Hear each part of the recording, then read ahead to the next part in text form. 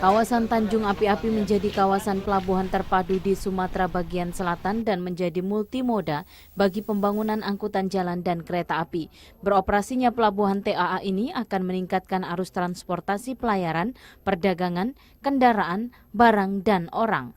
PLH Kepala Pos Pelabuhan Tanjung Api-Api Sutrisman mengatakan, setiap hari kapal penumpang yang disiapkan 5 kapal diberangkatkan pada pukul 9 hingga 17 waktu Indonesia Barat.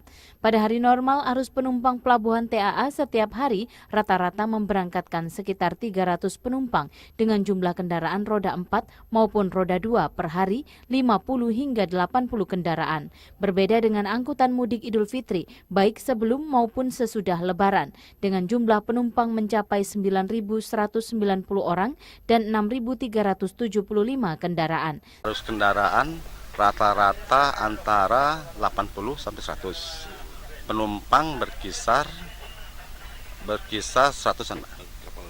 Alhamdulillah Pak, selama dalam kondisi normal ini berangkatan aman, pelayanan terhadap pengguna jasa juga aman, termasuk terhadap koordinasi kita ke operator berjalan sesuai dengan apa yang telah dijadwalkan. Satu hari 5 kali berangkat. Kita ada 8 kapal yang standby di sini 4, di sana 4. Jadi ini kita baru sekali nih Pak, jadi belum tahu kita kan.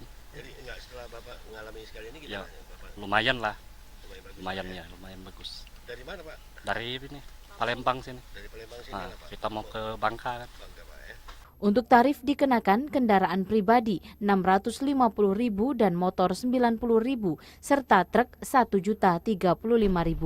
Tim Liputan TVRI Sumsel melaporkan.